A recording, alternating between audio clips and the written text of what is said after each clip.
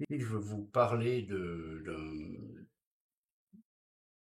propriété des modèles déterministes qui, je pense, est très importante et aussi complètement oubliée dans beaucoup de cours de modélisation euh, et qui pourtant, je pense, euh, permet d'expliquer beaucoup de choses dans ce que l'on raconte.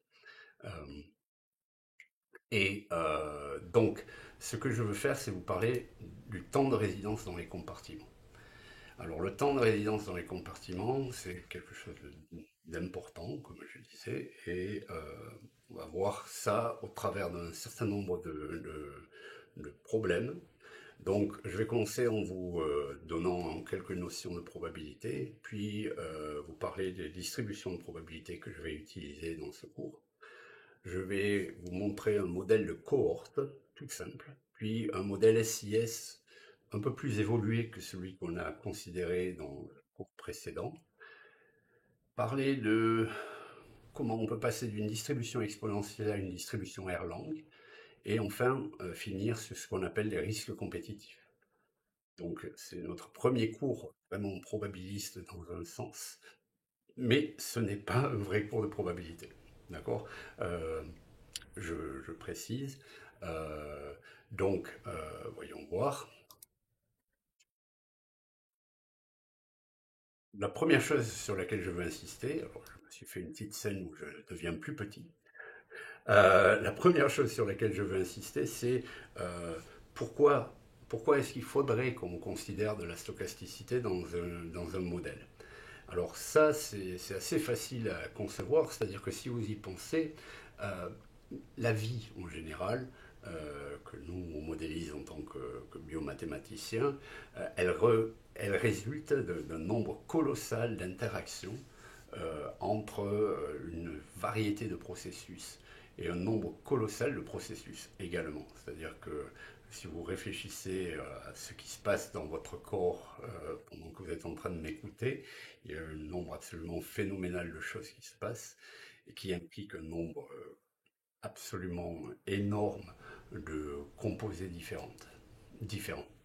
Et ce qui est important, c'est que chacun de ces processus qui font la vie, euh, il, il- il a lieu avec un certain degré d'imprécision. Donc, quand vous pensez, par exemple, ici on parle d'épidémiologie, quand un virus se réplique, ce qu'il fait, c'est qu'il copie sa séquence ADN et lors de cette copie, il doit copier un grand nombre de bases et de temps en temps, il va en sauter une. D'accord.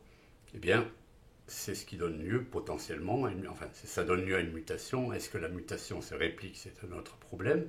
Mais vous voyez que c'est un processus dans lequel il peut y avoir des erreurs. De la même manière, si vous réfléchissez de façon plus générale en termes de division cellulaire, donc au moment de la mitose par exemple, le matériau cellulaire présent dans une cellule, eh ce n'est pas automatique qu'il se divise 50%, 50% exactement.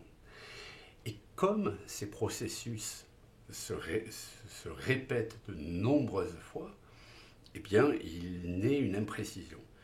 Et dans la biologie, dans un sens, l'une des sources de stochasticité, c'est une stochasticité qui vient d'une certaine imprécision au niveau de la, imprécision quant à notre connaissance des processus. D'accord. Il y a plusieurs sources de stochasticité. Ici, là, je parle d'une seule source de stochasticité. Il y en a d'autres, mais dans un processus biologique, c'est quelque chose que vous voyez beaucoup.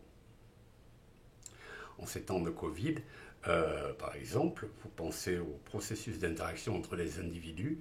Peut-être que vous oubliez que vous êtes censé fist pumper quelqu'un au lieu de lui serrer la main et que ça résulte dans la propagation d'une maladie. Et cette incertitude, on veut l'incorporer. Oups, voilà, je reviens en gros, mais je ne fais pas ce que je voulais faire. Donc, euh, je veux insister aussi sur une autre différence, c'est-à-dire que en termes de modélisation maintenant, de type de modèle mathématique qu'on considère, Eh bien, il y a deux grands types de modèles mathématiques, les modèles déterministes et les modèles stochastiques. Un modèle déterministe, c'est un modèle qui, quand on lui fournit des conditions initiales et des paramètres qui sont les mêmes, les réalisations du processus sont toujours identiques. D'accord? Alors que le modèle stochastique, dans les mêmes conditions, aucune des réalisations du processus, aucune des simulations, si vous voulez, que je peux faire du processus ne va être la même, normalement, parce que, justement, le processus évolue sujet au hasard. Mais, et c'est le point de mon secours ici, quand vous dites déterministe, ça ne veut pas dire que vous ne prenez pas en compte la stochasticité. La stochasticité dans un modèle déterministe, elle est présente, mais elle est cachée, elle est implicite. D'accord? Et ce que je veux faire dans ce cours-ci, c'est vous montrer où se cache la stochasticité. Et c'est important parce que ça, c'est quelque chose qui sous-tend bien des modèles et souvent qui n'est pas bien compris. Euh, la, cette stochasticité implicite des modèles déterministes, il y a beaucoup de modélisateurs même qui n'en ont pas vraiment conscience.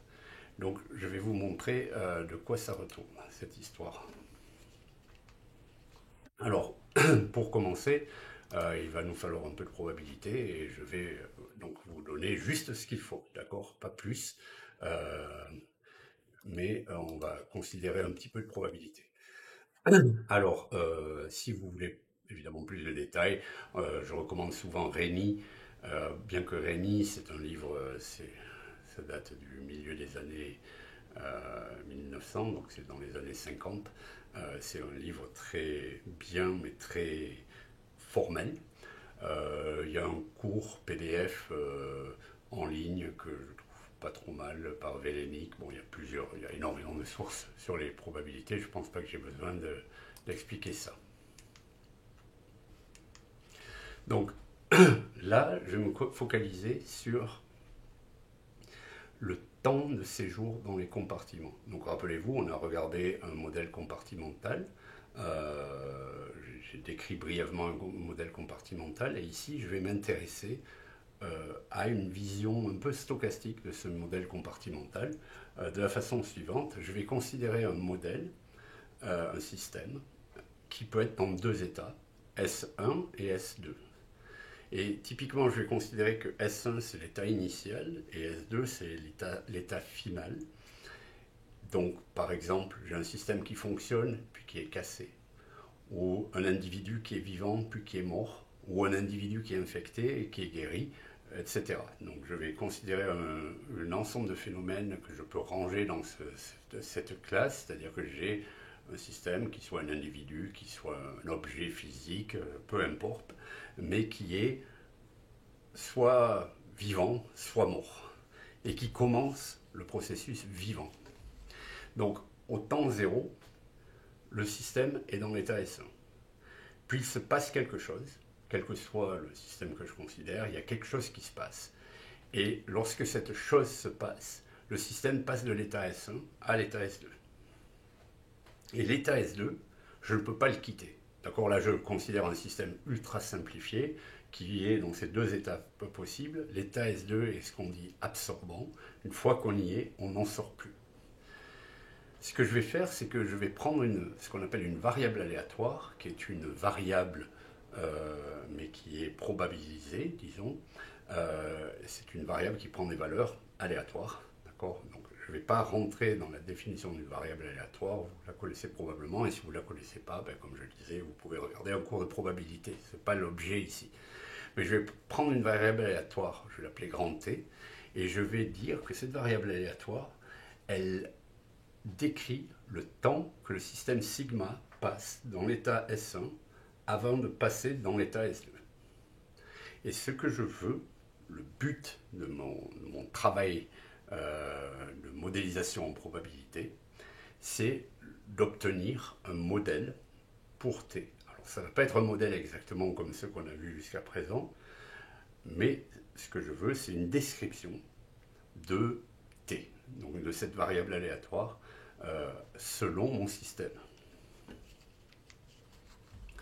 Alors, mathématiquement, on a le droit de faire la construction suivante.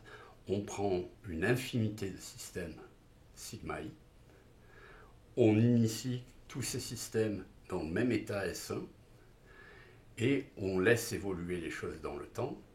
Et tous ces systèmes, peut-être, c'est pas sûr, mais ces systèmes, à un moment donné, font cette transition qui les font passer dans l'état S2. Et ce que je veux, c'est une description de t, de cette variable aléatoire qui décrit le temps entre le temps initial dans l'état S1 et l'instant où le système, un système donné, passe dans l'état S2. Et je vais donc conduire une infinité d'expériences et noter le résultat de cette infinité d'expériences qui correspond à cette variable t. Ce que j'obtiens, c'est une distribution de probabilité. Ici, je travaille dans le cas paramétrique. Je suppose qu'il y a sous-jacent à ce processus quelque chose que je peux décrire comme une distribution de probabilité. D'accord ? Donc, j'ai quelque chose que je vais pouvoir formuler explicitement et qui est ce qu'on appelle une distribution de probabilité. Donc, le contexte, c'est celui-ci. J'ai mon échelle de temps ici. J'ai mon infinité de systèmes dans l'état S1, je les laisse évoluer et je note à quel instant cette transition a lieu pour chacun des systèmes. Et donc, je répète, ce que je cherche, c'est quelque chose qui me décrive la loi de ces transitions. Alors, ce qu'on va faire, c'est qu'on va supposer qu'on a ce qu'on appelle une variable aléatoire continue. Ça veut dire qu'elle prend des valeurs continues, donc dans R. Typiquement, je vais supposer des valeurs positives, d'accord, parce que je suis en train de penser à des temps. Mais donc, c'est ce qu'on appelle une variable aléatoire continue. Donc, on a plusieurs types de variables aléatoires continues. Vous pouvez penser à n'importe quoi. Si vous supposez que la mesure est un nombre réel, pas un entier, vous avez une variable aléatoire continue. On verra très brièvement une variable aléatoire discrète. Dans le contexte qui nous intéresse ici, on ne va pas vraiment regarder de variable aléatoire discrète. D'accord ? Mais on va en voir une en fait un peu plus tard. Donc le premier objet qu'on a pour décrire une probabilité, c'est l'objet suivant, c'est ce qu'on appelle la densité de probabilité. Donc si j'ai une variable aléatoire continue, elle a ce qu'on appelle une fonction de densité. Et cette fonction de densité, c'est une fonction qui a ces propriétés-là. Donc elle est positive, pardon. Elle est positive, sa somme sur son support. Alors comme je disais, la plupart du temps, je vais regarder depuis 0. Je vais regarder que des variables aléatoires qui ont des valeurs positives, mais enfin un support positif. Mais en pratique, il faut que j'intègre sur toute la droite réelle. L'intégrale de ça, c'est 1, parce que la fonction, la densité de probabilité, ce qu'elle fait, c'est qu'elle prend un intervalle, elle vous donne la probabilité d'un intervalle, que la variable aléatoire prenne une valeur dans un intervalle donné. Donc vous voyez, là, j'utilise ce P comme ça pour probabilité. Donc la probabilité que la variable aléatoire T prenne des valeurs entre A et B, ben, c'est l'intégrale de A à B de la fonction de densité. Et puisque la probabilité totale de la variable aléatoire doit avoir la valeur 1, c'est une probabilité, donc elle somme à 1, et bien c'est pour ça que j'ai cette intégrale qui vaut 1. D'accord ? Donc là je représente simplement la probabilité qu'on soit entre A et B pour T. Si ça c'est la fonction de densité, la courbe bleue c'est la fonction de densité, ben, la probabilité d'être entre A et B c'est l'air sous la courbe. Une autre caractérisation d'une variable aléatoire, c'est au travers de sa fonction de répartition. Donc la fonction de répartition, elle est très facile à définir. Elle est donnée par la probabilité que la variable aléatoire prenne une valeur plus petite ou égale à une valeur S donnée, où S est un nombre réel. D'accord ? Et c'est donc l'intégrale de moins l'infini jusqu'à la valeur S de la fonction de densité. D'accord? Donc, dans le cadre de la fonction bleue que je vous montrais avant, c'est une fonction que j'ai pris complètement au hasard, mais supposons que cette fonction bleue, ce soit la densité de probabilité, eh bien la fonction de répartition, c'est simplement cette courbe, cette zone en vert qui décrit la probabilité que la variable aléatoire prenne une valeur plus petite que cette valeur S ici. La fonction de répartition elle est utile dans ce qui suit, donc très brièvement. F, c'est petit f, la densité de probabilité, c'est une fonction positive, donc son intégrale, elle est croissante.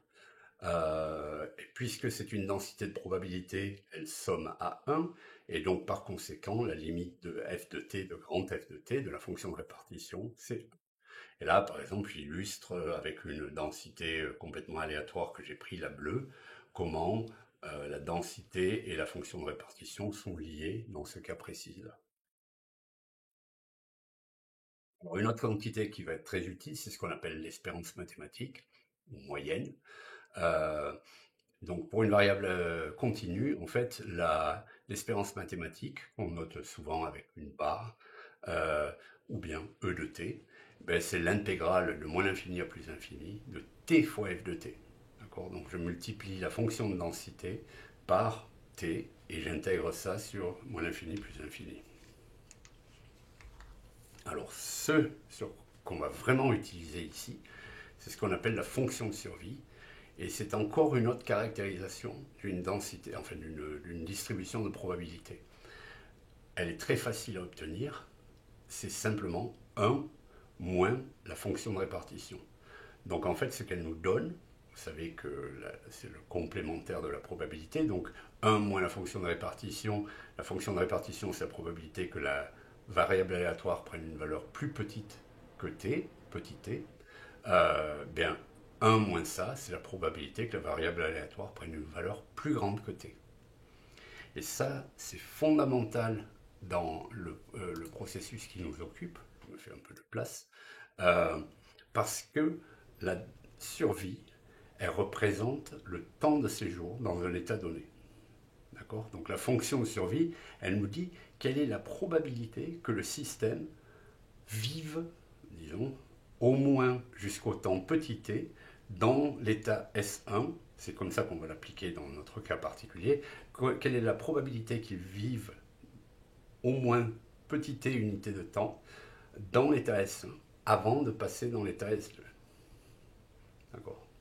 Alors, puisque on a les propriétés qu'on vient de voir pour la fonction de répartition, mais de façon assez facile, on voit que la fonction de survie, elle vaut 1 lorsqu'on commence, si on a une variable aléatoire positive, je précise, si on a une variable aléatoire à valeur positive, euh, définie sur un support positif, eh bien la fonction de survie commence à 1 et décroît vers 0. La limite quand t tend vers l'infini vaut 0. Et qu'est-ce que je veux dire? Donc cette fonction de survie va être très importante dans ce qui suit. Alors on peut calculer la durée moyenne de survie. La durée moyenne de survie, c'est simplement la quantité que j'ai notée ici. Et on la voit comme étant l'intégrale de la fonction de survie sur 0 l'infini. Alors, encore une fois, je suppose que j'ai une fonction de densité qui est définie sur 0 infini, et donc là, je travaille sur 0 infini. D'accord. Et on peut aussi calculer la durée attendue de vie future. Alors ça, c'est une quantité qu'on ne va pas vraiment utiliser ici, mais qui est important de... Enfin, c'est bien de savoir que ça existe. Si on a un processus qui a survécu jusqu'au temps t0, sa durée attendue de vie future, on peut la calculer comme étant ceci. D'accord? Donc j'ai survécu jusqu'au temps 0, et je veux t0, jusqu'au temps t0, et je veux savoir quelle est la durée attendue dans le futur. Et ben, je peux le calculer comme ceci. Alors ici, je vais utiliser 3 types de distributions. pour le propos de ce cours. On pourrait en regarder plus, mais là, je vais préciser trois en particulier et on va les discuter un peu ici. Alors, le premier type de distribution, c'est le plus communément utilisé, c'est la distribution exponentielle. Alors, la distribution exponentielle, si vous avez fait le moindre petit peu de probabilité, vous savez qu'elle sort partout, parce qu'elle a des propriétés fantastiques, mais on verra un peu plus tard qu'elle a aussi des propriétés un peu ennuyeuses. Mais on dit qu'une variable aléatoire a une distribution exponentielle si sa densité, elle prend la forme suivante. Donc, elle est définie pour tous les t positifs, d'accord? Pour si t est négatif, elle vaut 0. Et pour un t positif, sa densité prend la forme θ fois exponentielle moins θt, avec θ un nombre strictement positif. On reviendra sur cette densité plus tard, mais ce qui est important ici, par exemple, c'est que la fonction de survie, elle prend cette forme-là, d'accord? C'est le moins θt, donc le θ disparaît ici, le temps moyen de séjour, c'est simplement l'intégrale de la fonction de survie, et c'est donc 1 sur θ. On va revenir sur ça très bientôt, d'accord? Un autre type de distribution qu'on va utiliser ici, c'est la distribution dite de Dirac. Alors là, je vais partir de la fonction de survie et aller dans l'autre sens, mais ça revient au même. Donc, si je prends un nombre oméga positif, strictement positif donné, une distribution de Dirac, si elle prend cette forme-là, au niveau de la fonction de survie, la survie est de 1, donc rappelez-vous que la survie, c'est la probabilité qu'on survive jusqu'à au moins jusqu'à un certain temps. D'accord? Donc là, ce que ça dit, c'est que j'ai une probabilité 1 de survivre jusqu'au temps oméga, et ensuite une probabilité 0 de survie au-delà du temps oméga. Donc, ce que ça veut dire, si on a ça, c'est que on a une distribution delta de Dirac, delta de Dirac delta, on a une distribution delta de Dirac, delta centrée en oméga, qui est la distribution qui a la valeur 0 partout, à part en oméga, où elle vaut le pic.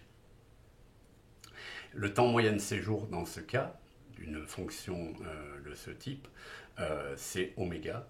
Et ce qui est important ici, c'est que le oméga qu'on a là, c'est un oméga qui a une variance de 0. C'est-à-dire que tous les individus, si on utilise ça par exemple pour modéliser notre passage de S1 à S2, tous les individus séjournent exactement oméga unité de temps, le même oméga, donc il n'y a aucune variance dans cette distribution. Ils séjournent le même temps oméga dans l'état S1 avant de changer d'état. Alors qu'ici, il y a je devrais préciser, l'écart type autour de cette moyenne de temps de séjour 1 sur θ, l'écart type est aussi 1 sur θ. La variance, c'est 1 sur θ carré. Donc là, dans le cas d'une distribution exponentielle, les individus passent en moyenne 1 sur θ unité de temps avant de passer de S1 à S2, et la dispersion autour de cette moyenne, c'est de 1 sur θ, ou bien la variance 1 sur θ2. Alors qu'ici, tout le monde, absolument tout le monde, reste exactement oméga unité de temps en S1 avant de changer en S2.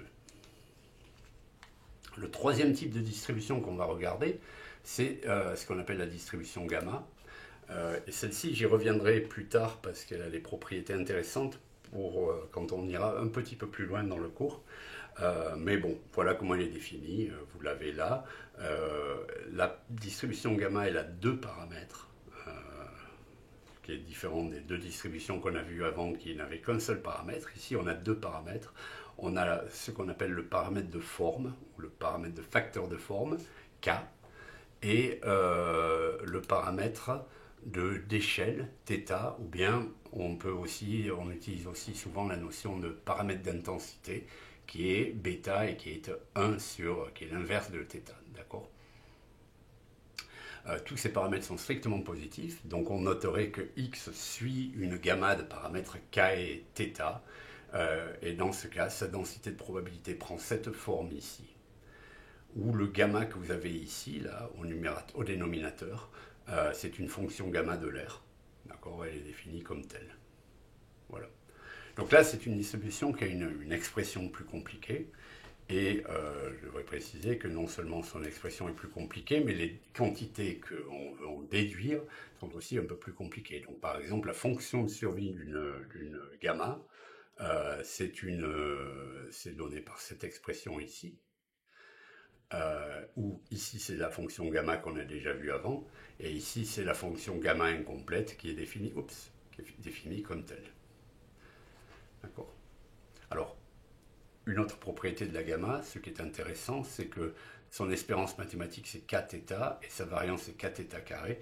Donc là, maintenant, on a deux paramètres qui interviennent dans l'espérance mathématique et la variance, alors que dans les autres avant, on avait un paramètre, le même paramètre unique qui apparaissait à un endroit. Et c'est pas k carré et θ carré, okay, la variance n'est pas proportionnelle à l'espérance mathématique. Donc, on va utiliser ça dans un modèle dit de cohorte. Donc, ça va être le premier modèle où je vais vous parler de temps de résidence. Ça va être donc ce modèle de cohorte et vous allez voir comment ça marche. C'est un premier modèle intéressant, on ira un peu plus loin après. Et donc là, ce que je vais faire, c'est que je vais prendre un modèle où je vais supposer que la seule chose qui puisse arriver aux individus, c'est mourir. Donc je prends un modèle, donc vraiment une cohorte, donc j'établis une liste des gens nés un jour donné, un instant donné, d'accord, ça peut être un jour donné, une année donnée, c'est pas entièrement clair, c'est pas important, mais ce qui est, c'est que je crée une cohorte, donc je prends tous ces individus nés au même instant, et je les suis dans le temps. Je veux savoir combien sont encore vivants après un certain nombre d'années. Donc, au temps t égale 0, j'ai mon nombre initial d'individus, je suppose que c'est n0, que c'est strictement positif, et voilà le nombre. Et je mets ensemble toutes les causes possibles de mortalité. D'accord. Donc je me moque de savoir comment les individus disparaissent du système. Ce qui est important pour moi, c'est qu'ils meurent. Et donc je mets tout ensemble. La durée de vie d'un individu avant son décès, je vais supposer que c'est une variable aléatoire, continue, grand T. Elle a une densité f de t, une fonction de survie. Là, je vais la noter p de t, mais j'aurais pu la noter s de t. D'ailleurs, il faudrait que j'harmonise un peu mes transparents. Mais donc, ici, je vais la noter p de t. D'accord. Donc, qu'est-ce que ça veut dire, ce réglage, disons, ce contexte? N de t, si je regarde la population qui reste au temps t plus grand que 0, eh bien, c'est très simplement exprimé en fonction de la population initiale et de la fonction de survie. Parce que la fonction de survie, rappelez-vous, elle me donne la probabilité qu'un individu soit encore vivant, soit encore dans l'état S1 après petit t unité de temps. Donc, je peux très facilement transposer ça en passant de la probabilité à la proportion des individus qui sont encore vivants au temps t.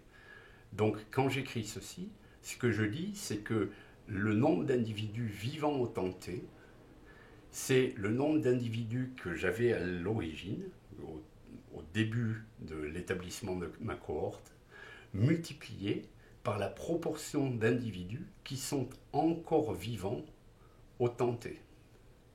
D'accord.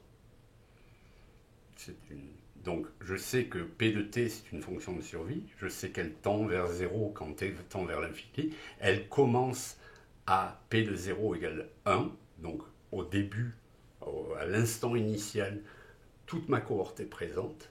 Okay. Donc, n de 0 ici est égal à n0. Et la limite, quand t tend vers l'infini de n de t, ben c'est 0, puisque P de t tend vers 0 quand t tend vers l'infini. Et donc ce modèle très simple exprime le nombre d'individus en fonction du temps, basé sur l'hypothèse de distribution de probabilité que j'ai faite. Pour le moment, je n'en ai pas faite, okay, j'ai simplement dit P de t est la fonction de survie d'une distribution de probabilité que je n'ai pas spécifiée. Donc maintenant, on va la spécifier. Et vous allez voir, c'est un peu magique. Donc, je commence en supposant que la densité de probabilité de la variable aléatoire temps de survie des individus est exponentielle. D'accord? Donc je suppose que t a une distribution exponentielle, et je vais supposer que la moyenne de cette distribution exponentielle, c'est 1 sur d, ou en autres termes, le paramètre de la distribution exponentielle, c'est d. Donc ça, c'est ma densité de probabilité. F de t, c'est d fois exponentielle moins dt. La fonction de survie, on a déjà vu ce que c'est dans le cadre d'une fonction exponentielle. C'est juste exponentielle moins dt. Et si je remplace p de t par cette quantité dans mon équation de cohorte, eh bien j'obtiens ceci. D'accord? Donc n de t est égal à n0 fois exponentielle moins dt. Et là, je vais dire, tiens, alors, j'ai écrit ça, quelle est l'évolution du nombre d'individus dans ma cohorte? Donc, je dérive pour savoir comment n de t dépend du temps. Donc, quand je différencie par rapport au temps n de t, quand je prends la dérivée de la partie droite, ben, j'obtiens ça. Mais n0 fois exponentielle moins dt, c'est n de t. Donc, en fait, j'ai n' de t égale à moins dn de t. Et la condition initiale, c'est que n de 0 est égal à n0. Donc, cette équation, on l'a vue de nombreuses fois jusqu'à présent.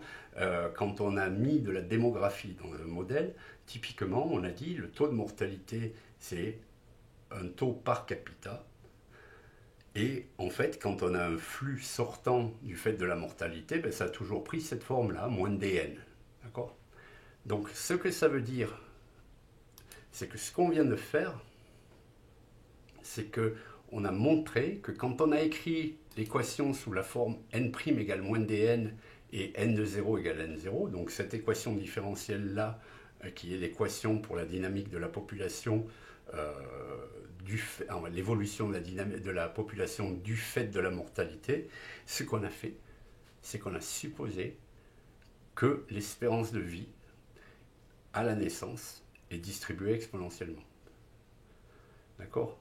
Donc vous voyez, c'est un peu magique, c'est-à-dire qu'en fait, ici, vous avez un lien entre cette description des séjours dans les compartiments qui est faite de façon probabiliste et cette équation différentielle qui est on ne peut plus déterministe. D'accord? Donc, ce que ça veut dire, c'est que sous-jacent à ma formulation en équation différentielle ordinaire, il y a l'hypothèse de distribution des durées de survie exponentielles. D'accord? Pour une Dirac, eh bien, j'ai quelque chose d'un peu différent. Donc, ma fonction de survie, elle a la forme que vous avez ici. Et dans ce cas, mon équation de cohorte, ben, elle est encore plus simple, en fait. On a n de t qui est égal à n0. Donc, tous mes individus survivent jusqu'au temps oméga. Et pour les temps plus grands que oméga, je n'ai plus personne. D'accord? Donc, ici, bon, ben, en fait, ce qui se passe, c'est que n' est égal à 0 partout, à part en oméga, où la dérivée n'est pas définie, ce qui est normal, on a un Dirac. D'accord? Mais vous voyez ici encore qu'on a fait le lien entre cette fonction de survie qui nous décrit les temps passés par les individus dans le compartiment des vivants et une description probabiliste de ces temps de séjour. Alors maintenant, je vais vous montrer un modèle un petit peu plus compliqué. juste pour vous montrer que le processus peut continuer, je vais prendre un modèle SIS. Donc au lieu de regarder une cohorte d'individus qui sont vivants ou morts, je vais prendre un modèle comme on a vu jusqu'à présent. Et je vais prendre le modèle suivant qui est très très simple. C'est un modèle SIS dans lequel j'oublie la démographie complètement. Ici, ce n'est pas l'objet. D'accord, je viens de montrer que la démographie, en fait, elle fait une hypothèse de temps de séjour exponentiellement distribuée. Bon, ben là, je vais vous montrer que c'est pareil pour tous les compartiments essentiellement. Donc, je prends un modèle SIS traditionnel, mais si vous vous rappelez, normalement, dans un modèle SIS traditionnel, vous avez un taux de guérison de I vers S qui est, typiquement, on a utilisé gamma I. D'accord, un taux per capita de guérison. Ici, je vais supposer que les choses sont un peu plus génériques. Je vais prendre une fonction de survie. D'accord, je l'appelle P de T. J'ai ma fonction de survie. Et ce que je fais, c'est que je vais considérer l'effet de cette fonction de survie sur la dynamique du système. Donc ici, ce qui va être important, c'est que je vais obtenir, ça va être en fonction de la fraction des individus infectés au temps T0. Donc je vais revenir sur ça immédiatement, comme ça c'est plus clair. D'abord, je vais me placer dans un contexte où les choses sont quand même plus faciles. Je vais réduire la dimension ici. Je n'ai pas envie d'écrire un modèle avec deux équations. Je vais écrire une seule équation. Donc, comme il n'y a pas de mortalité ni de naissance, la population totale est constante. Et donc, je peux oublier S de t et le remplacer par n moins i de t. D'accord ? Et je vais uniquement considérer l'équation pour i de t. Alors ici, c'est là où écrire un modèle comme ça devient un peu plus compliqué que le modèle de cohorte qu'on a vu ou le modèle de SIS qu'on a vu dans un cours précédent. Alors je vais vous expliquer cette équation parce qu'elle n'est pas forcément évidente la première fois qu'on la voit, mais c'est quand même assez facile. Alors on va regarder ça. Donc ici, c'est une équation intégrale. Oh tiens, j'ai un nombre, j'ai pas traduit l'anglais là. C'est une équation intégrale qui décrit le nombre d'individus infectieux dans le système au temps t. Alors vous voyez que ce n'est pas une équation différentielle, c'est une équation intégrale, donc elle est sous la forme i de t, elle n'est pas sous la forme d'une dérivée de i de t. Et ce qu'elle comprend, elle comprend deux termes. I0 de t, ici, c'est la condition initiale. Mais j'ai une équation intégrale, donc la condition initiale, c'est une fonction. Ça n'est pas une valeur, et c'est une fonction qui décrit le nombre d'individus qui étaient infectieux au temps t égale 0 et qui sont encore infectieux au temps t. D'accord ? Donc je regarde l'évolution dans le temps de ce système et je dis, à l'origine, j'avais I0 de 0 individus infectés, et au fur et à mesure que le temps passe, ces individus qui étaient initialement infectés lorsque j'ai initié mon modèle, mais il y en a de plus en plus qui ne le sont plus. Okay ? Donc en fait, je veux une fonction positive, évidemment, c'est des individus. Je veux qu'elle soit décroissante, parce que si à l'origine j'avais un certain nombre d'individus infectés, il n'y a pas de mortalité, il y a juste de la guérison. Donc au fur et à mesure, les individus vont guérir. Et donc sa limite aussi, elle est décroissante et sa limite devrait être 0.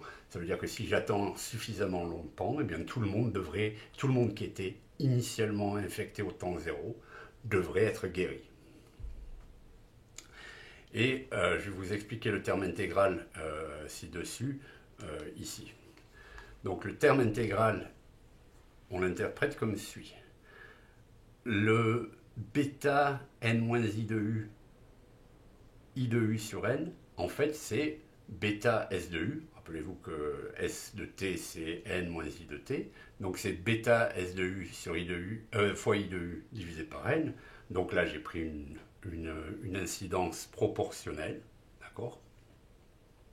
J'ai une incidence proportionnelle et je multiplie ce nombre. Donc là, vous voyez que l'intégrale, elle est, où c'est que je suis, elle est par rapport à U. Donc, je suis en train de considérer les individus infectés au temps U où U est entre 0 et T, donc je pars de 0 et progressivement je fais augmenter le temps jusqu'au temps présent, T étant le temps présent, d'accord? Donc depuis le début, c'est les individus qui ont été infectés au temps U, ça c'est le taux d'infection, donc c'est les nouvelles infections qui ont eu lieu, et je multiplie ça par la survie depuis le temps U jusqu'au temps T. Donc ça, c'est la survie T-U, c'est la proportion des infectés qui ont été infectés au temps U et qui le sont encore au temps T. D'accord? Donc quand j'intègre ce produit, ce que j'obtiens, c'est le nombre d'individus qui sont infectés maintenant. Parce que je suis en train de me balader, en gros, sur toute ma durée que je considère du temps, de 0 à t. Et sur cette durée de temps, je suis en train de, à chaque instant, je regarde qui sont les nouveaux infectés. Et dans ces nouveaux infectés, qui sont ceux qui sont encore infectés au temps présent. D'accord? C'est des notations qui sont, enfin des notations, une formulation qui est quand même un peu plus compliquée que les équadifs ordinaires. C'est pour ça que la plupart du temps, quand on introduit les modèles au début, on introduit des modèles en équadifs ordinaires et pas des modèles intégraux. D'accord? Mais si vous regardez, ça se fait à peu près bien. C'est d'ailleurs peut-être un cours que je rajouterai à ce cours dans le futur. Bon, il n'y en a pas, mais peut-être que ça viendra plus tard. Alors maintenant, regardons ce que ça donne. On va jouer le même jeu qu'on a joué avant. On va prendre un temps de guérison distribué exponentiellement et on va voir ce que ça donne. Donc, je suppose que ma fonction de séjour, c'est une fonction de séjour de distribution exponentielle. Là, le temps t donc, que je passe dans le compartiment infecté avant de guérir, je vais supposer qu'il a une distribution exponentielle de paramètres gamma ou de moyenne 1 sur gamma, d'accord? Donc ma fonction de survie, c'est cette fonction que maintenant on a vue plusieurs fois. P de t, c'est l'exponentielle moins gamma t.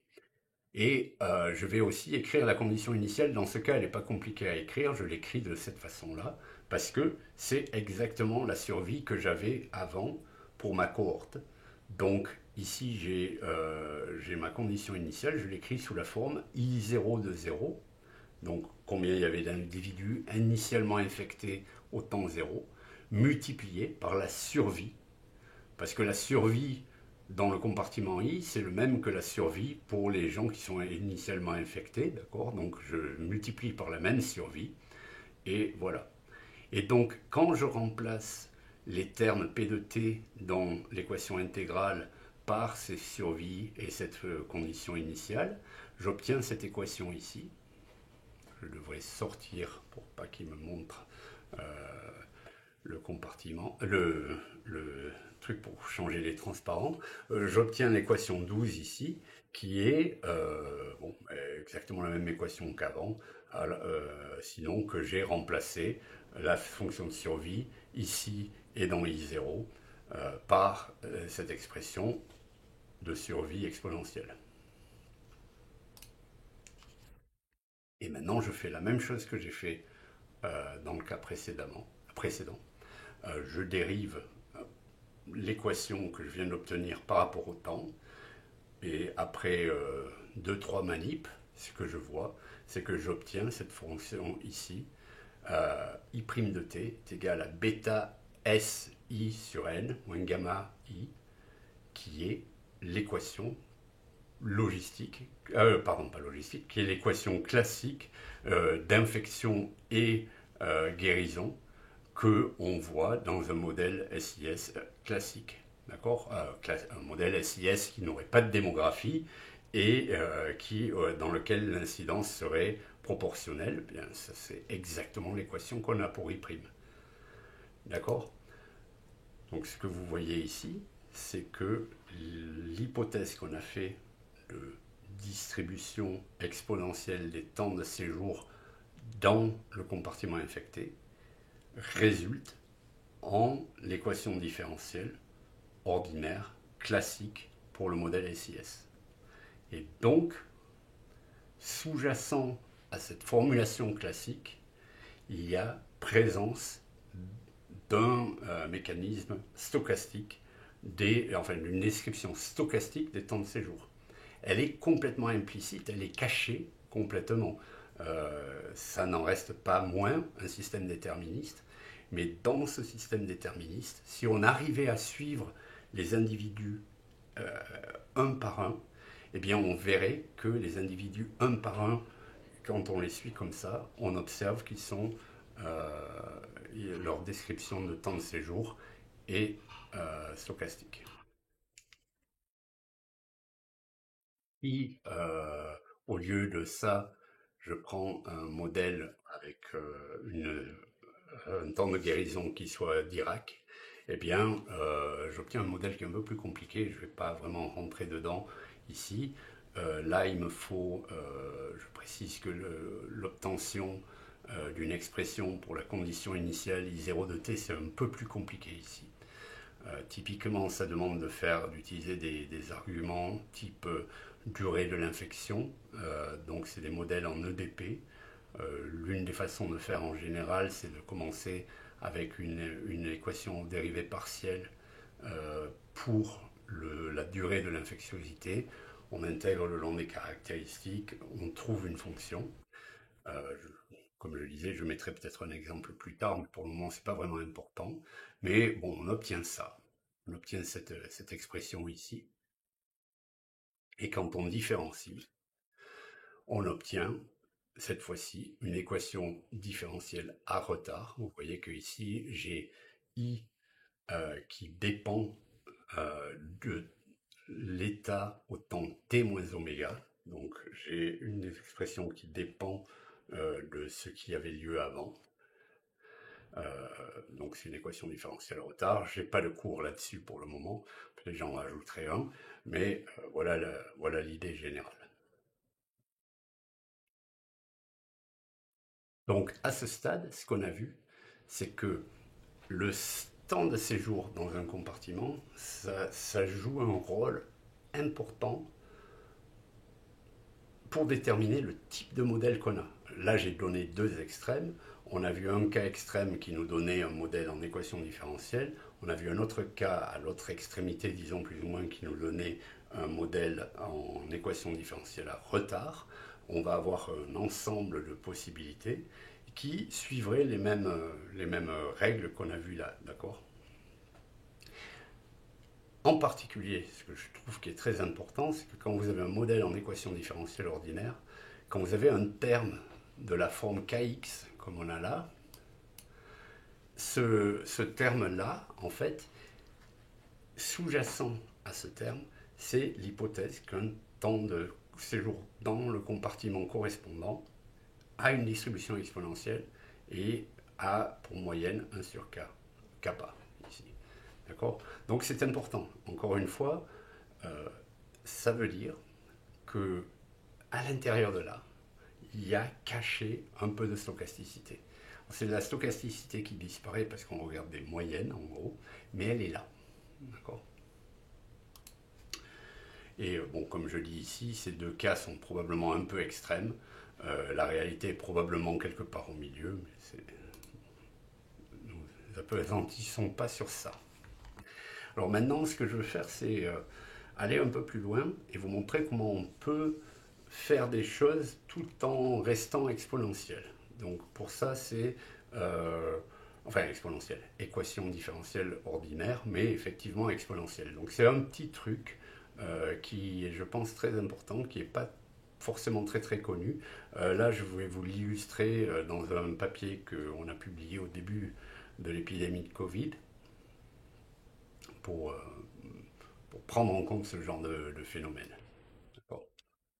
Alors, le problème sous-jacent, je l'ai illustré sur ce transparent ici, c'est le suivant, c'est que quand on fait une équadif ordinaire, donc, comme je viens d'expliquer, on est en train de supposer que le temps de séjour dans les compartiments a une distribution exponentielle.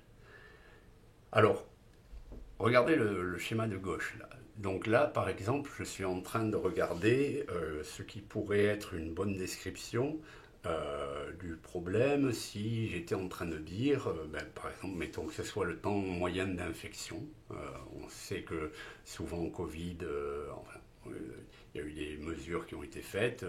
On a vu que la durée moyenne d'infectiosité, c'était de l'ordre de 4 jours. Mettons qu'on ait 4 jours, on a une maladie dont la durée d'infectiosité est de 4 jours. Et on utilise ce que je viens de décrire, c'est-à-dire qu'on dit, bon, ben si la moyenne de durée c'est 4 jours, je vais utiliser une formulation en équadif ordinaire, je vais dire que I', c'est égal à quoi que ce soit qu'il y a à part ça, moins gamma fois I, où gamma va être 1 sur gamma va être 4.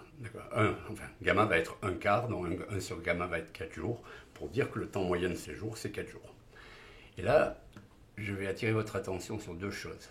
Donc si je prends ça, ici je représente la fonction de survie et la moyenne. Donc la moyenne, c'est la moyenne de 4 jours que j'ai pris. Et ce que vous avez, je vais me remettre en grand, comme ça je peux pointer. Donc ce que vous avez, c'est que ici, ça c'est la moyenne, donc c'est 4 jours. Et ce point ici, là par exemple, il y a deux problèmes avec l'exponentielle. Le premier c'est ce point ici, et le deuxième c'est ce point ici, mais ça on ne va pas trop le voir ici, on va le regarder dans l'autre graphique. Donc ce point ici, là, 0,78, vous pouvez l'interpréter comme 1 moins cette quantité, exprimée en pourcents, donc 22%.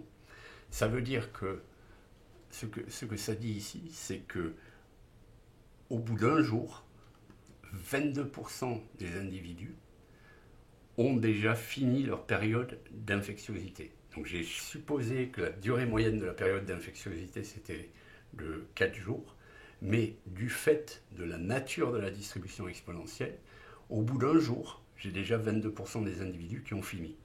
Et ça, quand on regarde les données, on sait que la plupart des gens, ils ont au moins une journée d'infectiosité.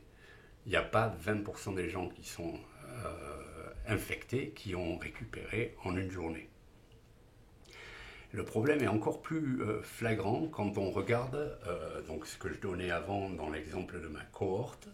Donc je vais faire disparaître ici. Ce que je donnais avant dans l'exemple de la cohorte, c'était la chose suivante. Je disais, bien, si j'ai une cohorte, si ma survie moyenne c'est 80 ans, eh bien je vais prendre une moyenne de 80 ans. D'accord? Donc 1 sur D est égal à 80 ans, D est égal à 1 sur 80 ans, etc. Si je fais ça et que je regarde la survie en année, eh bien, remarquez deux choses. Donc ici, c'est 50 ans. Donc si ma moyenne de vie est exponentiellement distribuée avec moyenne de 80 ans, eh bien à 50 ans, j'ai pratiquement 50% de mon effectif, de ma cohorte, qui est morte. C'est bien plus élevé que ce qu'on observe en pratique. Dans 80 ans, ça serait un pays de l'Ouest, un pays riche. Dans un pays riche, il n'y a pas 50% des gens qui sont décédés à 50 ans. Et l'autre problème, et va dans l'autre sens, c'est aussi que la décroissance est très lente. Donc si j'ai une moyenne de 80 ans, bien, j'ai encore 29% des individus qui survivent jusqu'à l'âge de 100 ans. 15% qui survivent jusqu'à l'âge de 150 ans, et c'est probablement de l'ordre de 10% ici qui survivent jusqu'à l'âge de 200 ans. Et ces nombres sont évidemment complètement faux. Je veux dire, il y a très peu de gens qui survivent passé 100 ans. Passé 120 ans, c'est quasi inédit. Passé 150 ans, voilà. Donc, vous voyez que la distribution, là, exponentielle, elle n'est pas idéale. Alors après, il faut penser à quel est votre objectif. Donc il y a deux problèmes. La survie tombe vite. On a vu ça, il y a une attrition très élevée au début. Et aussi la survie continue par contre longtemps, bien après la moyenne. Alors ça dépend du modèle, de ce que vous êtes en train de modéliser. Donc si par exemple je suis en train de regarder le comportement à long terme d'un système, vraiment des dizaines d'années, eh bien ce qui va se passer, c'est qu'en fait ce qui va prendre le dessus dans le comportement de mon modèle, c'est la moyenne. Donc là, c'est important. Je peux utiliser cette approximation parce que c'est la moyenne qui conduit le processus. Par contre, si je m'intéresse à un petit intervalle de temps, mettons que je suis en train de faire un modèle de Covid et je m'intéresse à ce qui va se passer dans les 3 prochaines semaines, eh bien, cette survie très longue, d'une part, et cette attrition très rapide au début, sur une période de 3 semaines, elle va jouer un rôle qu'on va pouvoir quantifier.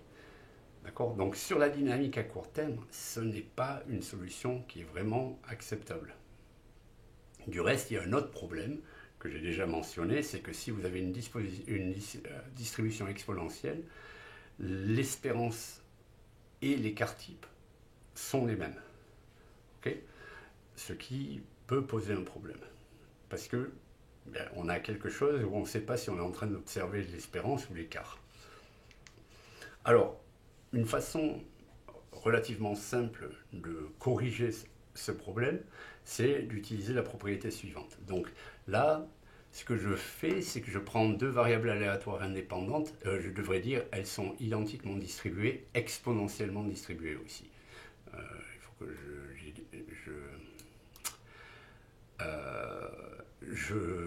j'édite ce transparent. D'accord. Donc je prends deux variables aléatoires exponentielles. Sont pas entièrement identiquement distribuées parce que je suppose que leurs paramètres sont séparés, sont différents. D'accord. Il y a θ1 et θ2. Alors, la variable aléatoire somme, z, qui est la somme des deux variables aléatoires, sa densité de probabilité, je peux la calculer. Alors j'indique avec un indice ici, ce n'est pas une dérivée, d'accord. Ça c'est la densité de probabilité de z, ça c'est la densité de probabilité de x1 et ça c'est la densité de probabilité de x2, d'accord. C'est pas des dérivées partielles. Donc la densité de la somme est en fait donnée par ce qu'on appelle une convolution, donc de moins l'infini à plus l'infini, de la densité de x1 fois la densité de z moins x1 quand je l'évalue par rapport à x2. D'accord. Et j'évalue ça par rapport à dx1. Donc quand je remplace par les densités d'une exponentielle, j'obtiens ça. Et ce qu'on trouve, c'est que si les lois sont distribuées avec un paramètre différent, eh bien, on trouve cette densité.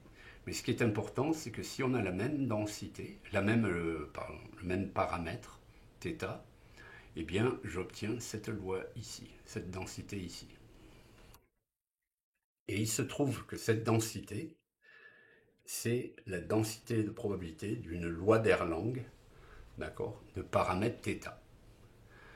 Une loi d'Erlang de paramètre θ, c'est une loi, ça si vous vous rappelez un peu, enfin c'est une version simplifiée de ce qu'on a vu précédemment, c'est une loi gamma, mais dans laquelle le paramètre de forme est un entier au lieu d'être n'importe quel nombre réel. D'accord. Donc une Erlang, c'est une loi gamma à paramètre entier.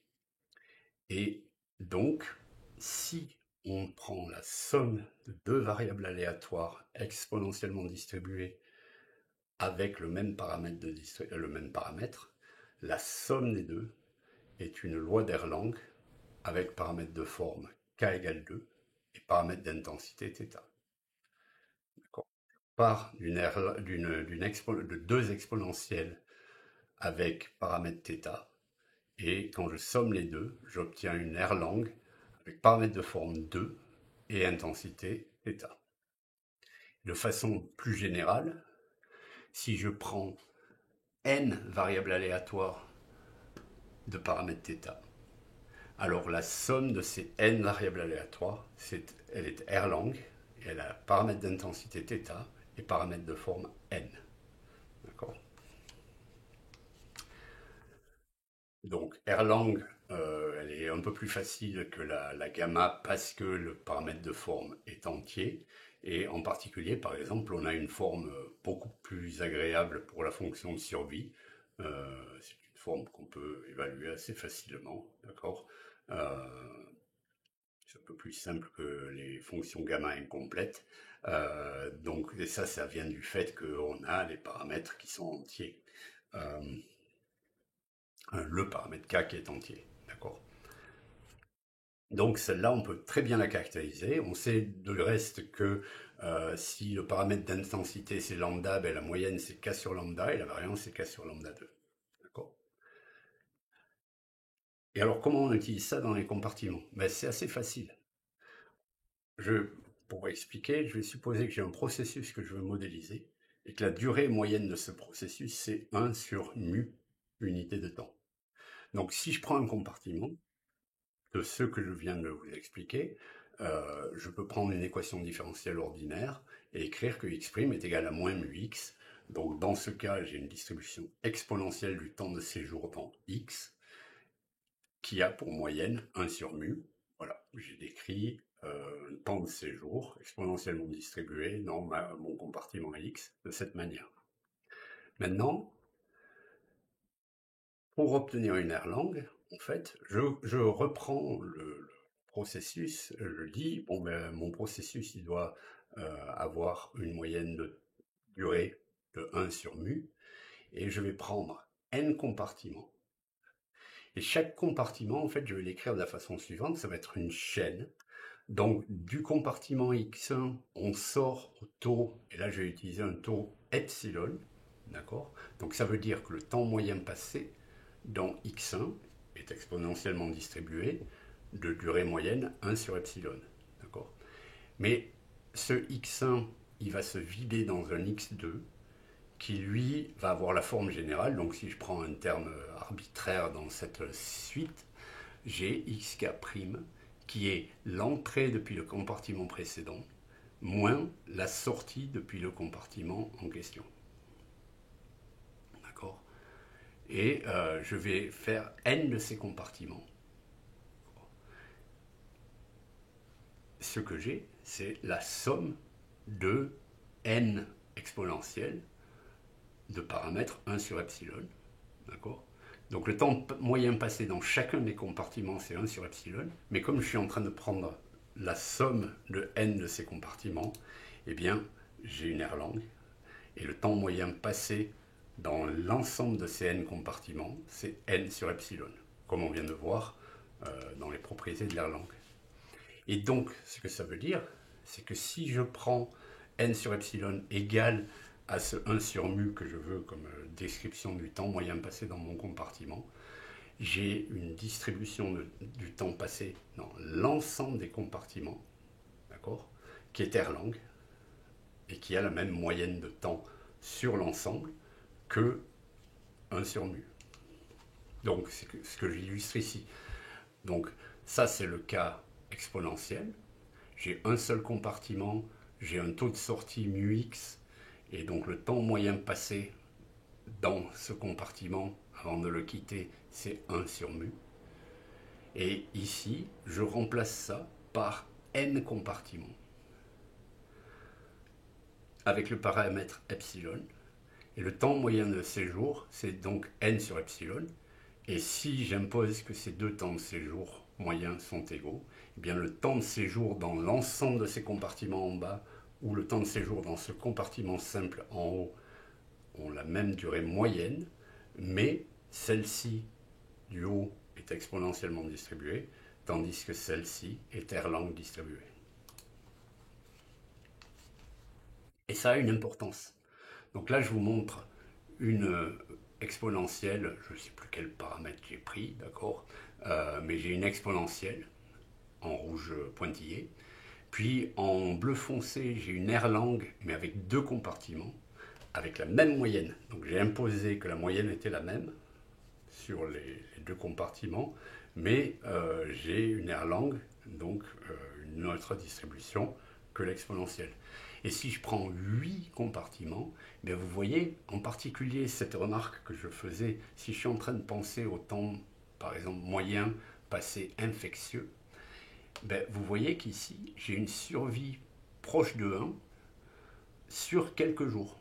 Alors que l'exponentielle, ben, si je regardais à ce stade-ci, L'exponentielle ici considère qu'il y a déjà 70% des individus qui ont quitté, si ça c'est le temps passé infectieux, avec une exponentielle à ce stade-ci, disons à peu près 2 jours et demi, j'ai 70%, 60-70% des individus qui sont plus infectieux, tandis que si j'ai pris une Erlang, eh bien, avec 8 compartiments, eh bien, j'ai pratiquement 100% des individus qui sont encore infectieux.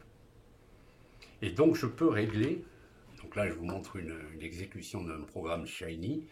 Alors là, je suis désolé, j'arrive pas à mettre les deux dans la même figure, donc il va falloir que je me balade. Donc là, vous avez une distribution exponentielle et Erlang. Et ce que je vous montre ici, c'est à gauche les densités de probabilité et à droite les fonctions de survie. D'accord? Donc là, vous avez une exponentielle en bleu et en rouge, c'est l'Erlang. Et ce que je peux faire, c'est que ça, c'est un truc Shiny, vous aurez le code sur le site web. Je peux changer en temps réel la moyenne, par exemple, de l'exponentielle. D'accord? Donc là, je suis en train d'augmenter la moyenne et vous voyez que l'Erlang, déjà, là, elle se distingue assez sensiblement de l'exponentielle au fur et à mesure qu'on augmente la durée moyenne. Mais surtout, ce qui est important, c'est que, bon, je vais revenir à, disons que j'ai un processus qui dure en moyenne 4 jours, on va dire ça, donc une incubation, par exemple, et j'augmente le nombre de compartiments, et vous allez voir comment, au fur et à mesure que j'augmente le nombre de compartiments, donc disons que je vais mettre 10 compartiments dans l'Erlang, je veux dire, eh bien vous voyez comment cette courbe, donc la densité de probabilité, mais aussi la survie, change de façon assez dramatique par rapport à l'exponentielle elle-même. Donc vous avez ici une survie à 1 ou proche de 1 beaucoup plus longue que celle de l'exponentielle.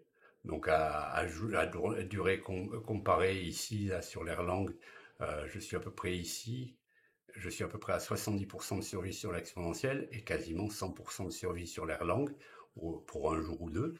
Et dans un modèle qui travaille à court terme, ça peut être très important parce qu'effectivement, je peux vouloir faire en sorte que les individus restent dans le compartiment, qu'ils soient toujours en phase de latence, par exemple, euh, pendant quelques jours, au lieu de les autoriser, d'avoir 70% d'entre eux qui ont changé d'état. Et si je vais à l'extrême que j'ai autorisé ici, vous voyez que bon, là ça change pas énormément en fait parce que le paramètre de l'Erlang, enfin le nombre moyen ne change pas beaucoup, mais vous voyez que j'ai une fonction qui tombe pratiquement à zéro, qui a une queue très très plate et qui survit pas mal pendant un moment.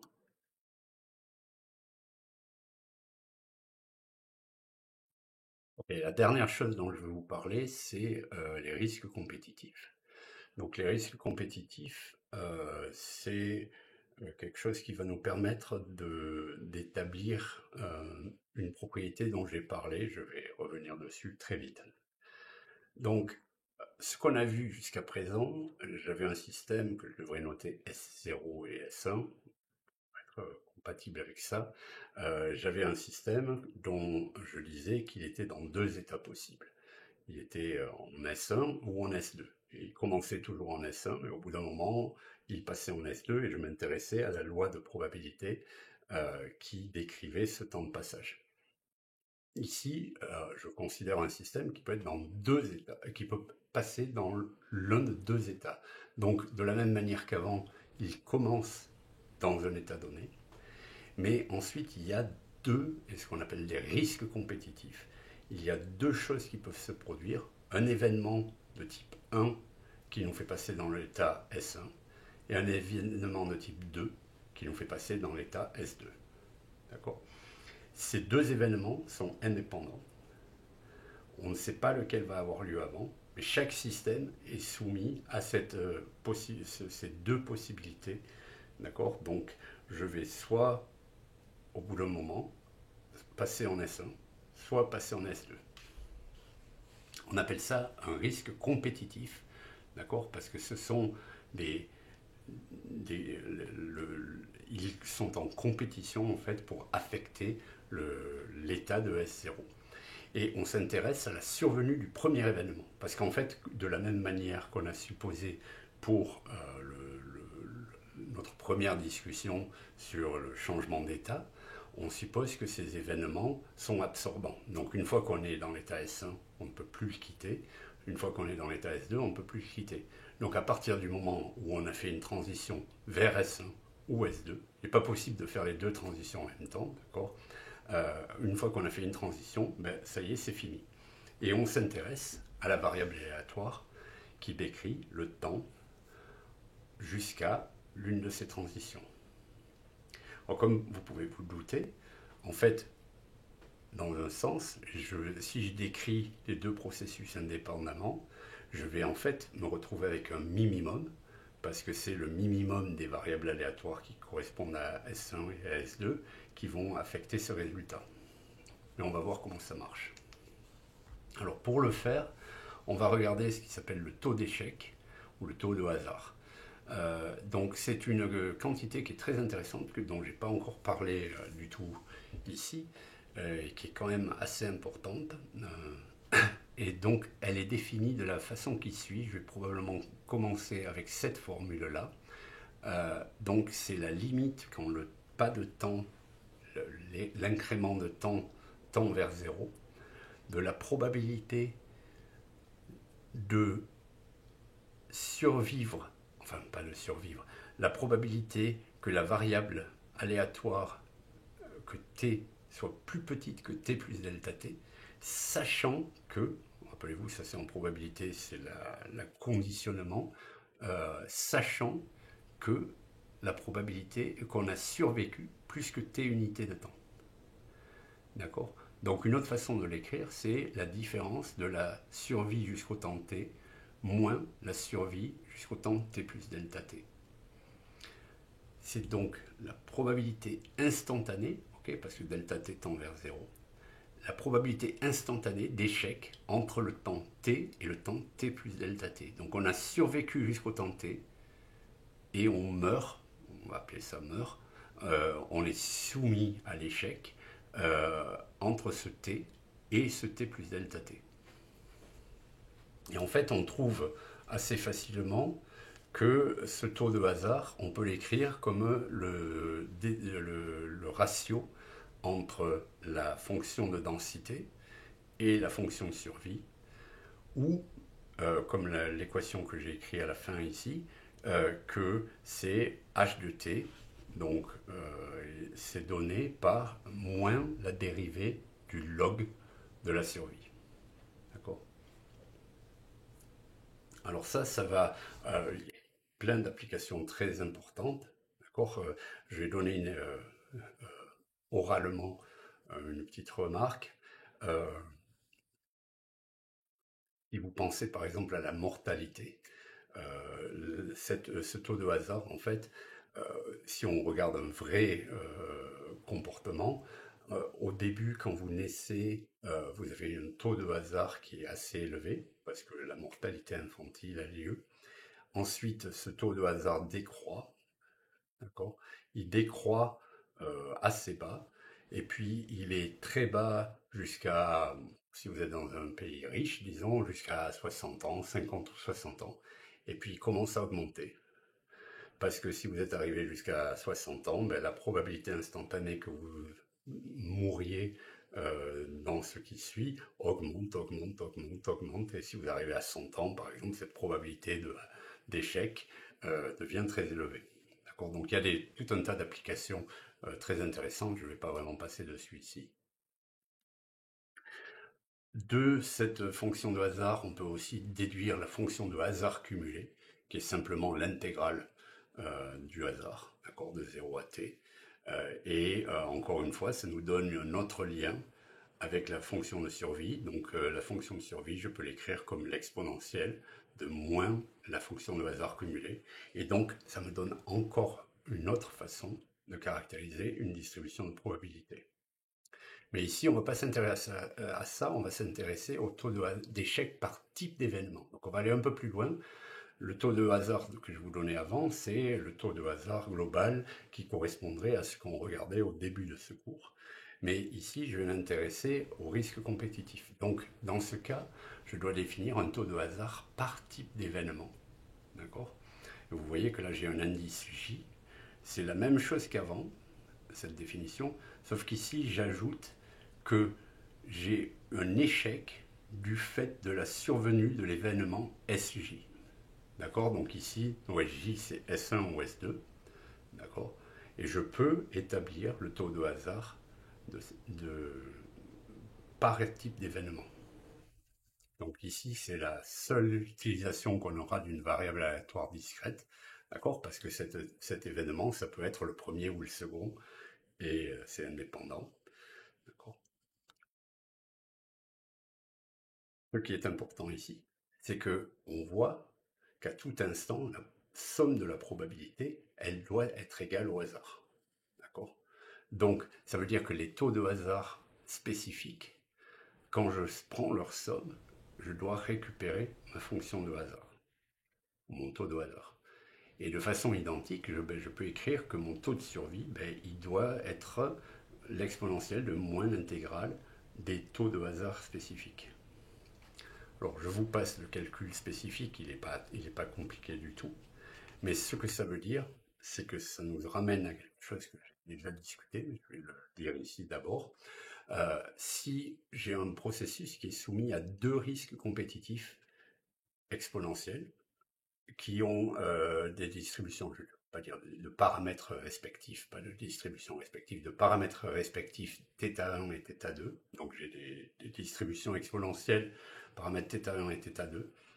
Alors, du fait de ces risques compétitifs et de cette formule qu'on vient de voir, ce qu'on déduit, c'est que le temps de séjour moyen dans l'état initial S0 avant de partir dans S1 ou S2, eh bien c'est 1 sur la somme des deux θ. Et juste pour finir, donc quel est le lien avec ce qu'on a déjà vu? Si vous vous rappelez, quand on a calculé le R0 dans par exemple un modèle où on avait de la mortalité naturelle et de la guérison, on a trouvé R0 qui avait la forme bêta divisé par D plus gamma. Et j'ai fait remarquer à ce moment-là que bêta sur D plus gamma, bêta c'était essentiellement la probabilité d'être infecté, et D plus gamma c'était le temps de séjour moyen dans le compartiment avant de guérir ou de mourir. Et là, vous avez exactement ça. C'est-à-dire que vous avez deux processus qui sont distribués exponentiellement, qui ont pour paramètres D et gamma. Eh bien, le temps moyen passé dans I avant d'être compétitivement absorbé par l'un de ces deux états, donc guérison ou décès, c'est 1 sur D plus gamma. Et donc là, vous avez un lien avec ce premier, avec notre notion de temps de résidence. Et là, c'est un temps de résidence qui est soumis à des risques compétitifs.